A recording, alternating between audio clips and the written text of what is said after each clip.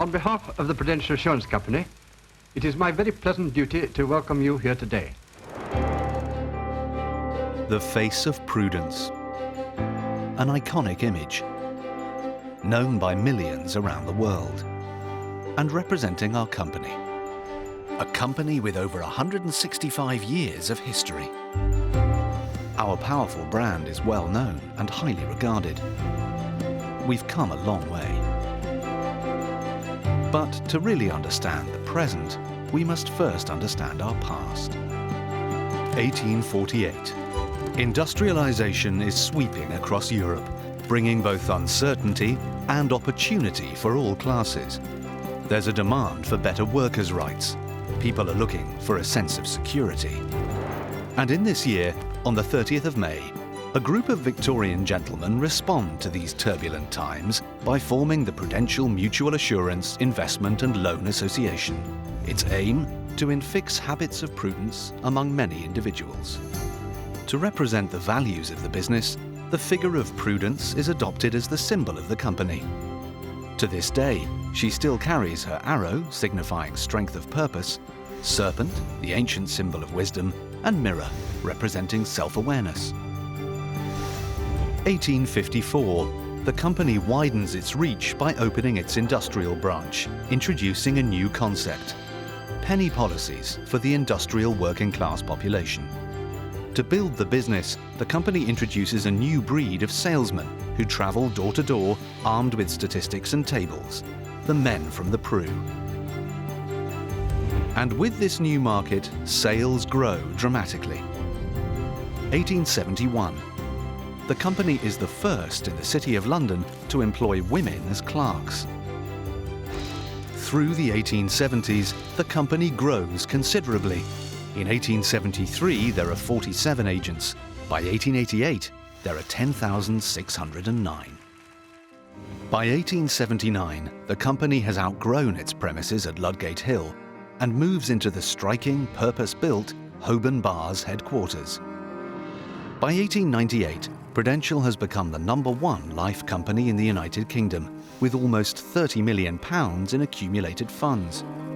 It's now at the heart of everyday life. Nearly 1 in 3 households has a policy with the Pru. April 14th, 1912. SS Titanic sinks on its maiden voyage. Prudential promptly pays out claims on 292 passengers. Hardly any disaster could occur without Prudential in some way providing security to the deprived and bereft. By the end of the First World War, Prudential has paid claims representing almost a third of the British soldiers killed. In 1919, Prudential offers general insurance for the first time, which enables the company to start an extraordinary international expansion. In India, in 1923, the first overseas life branch is established, with the first policy being sold to a tea planter in Assam.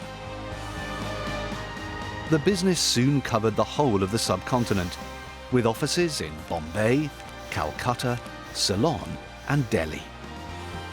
In 1924, Prudential expands to Malaysia, and by 1931, a branch is established in Raffles Square, Singapore. Prudential starts selling life policies in Africa in 1932, and within 3 years, the area overseen from the head office in Johannesburg reaches from Cape Town to northern Uganda, some 4,000 miles. By 1939, Prudential's overseas business is rivaling the success of its UK operations. By the end of the Second World War, Prudential has paid £5.5 million in claims on nearly 110,000 deaths. 1949, the famous Man from the Pru advertising campaign is launched.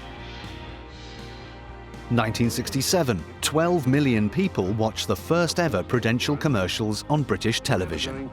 The Man from the Pru is truly established as a household name. Talk it over with the man from the Prudential. Throughout the 70s and 80s, Prudential continues to grow and respond to customers' changing needs. In 1986, Prudential gains a firm foothold in the United States, the world's largest life insurance and retirement savings market, with the acquisition of Jackson National Life Insurance Company. With 78 million baby boomers reaching retirement over the next 20 years, Jackson is well placed to help them meet their needs for retirement income. 1994 is a milestone year as Prudential, recognizing the high potential for growth and expansion across Asia, establishes Prudential Corporation Asia. The regional head office in Hong Kong sets out to expand operations beyond Malaysia, Singapore and Hong Kong. Businesses are soon established in Indonesia, Thailand, Vietnam and the Philippines. In the UK in 1999, Prudential strengthens the group's investment management opportunities with the acquisition of fund managers M&G. M&G itself has a long history of innovation. In 1931, the company launched the first ever unit trust in the United Kingdom. Over the next decade, Prudential is to become the leading international life insurer in Asia, meeting the savings and protection needs of a fast-growing middle class across the region. Prudential has established strong distribution channels, including partnerships with banks across the region and an extensive network of trained agents. 2012. Prudential's Asia Asset Management business, one of the leading fund managers in the region, is rebranded as East Spring Investments, paving the way for its expansion into the US in the same year. In 2014, Prudential acquired businesses in Ghana and Kenya, marking its entry into the African life assurance market. Today, in the United Kingdom, Prudential is a leading life and pensions provider, with a focus on pensions, savings and investments. Prudential now has around 24 million insurance customers, over 23,000 employees, more than 500,000 agents in Asia, 4 stock exchange listings in London, Hong Kong, New York and Singapore, and more than £500 billion of assets under management. We've come a long way, not only with the expansion of our business, but also our work in giving back to the communities we live and work in. Prudential is a company with a broader scope, a wider geographic spread, and greater investment power than could ever have been imagined in 1848. But our founding principles of integrity, security and prudence still guide us in promoting long-term financial security for our customers and building social and economic value in our communities around the world.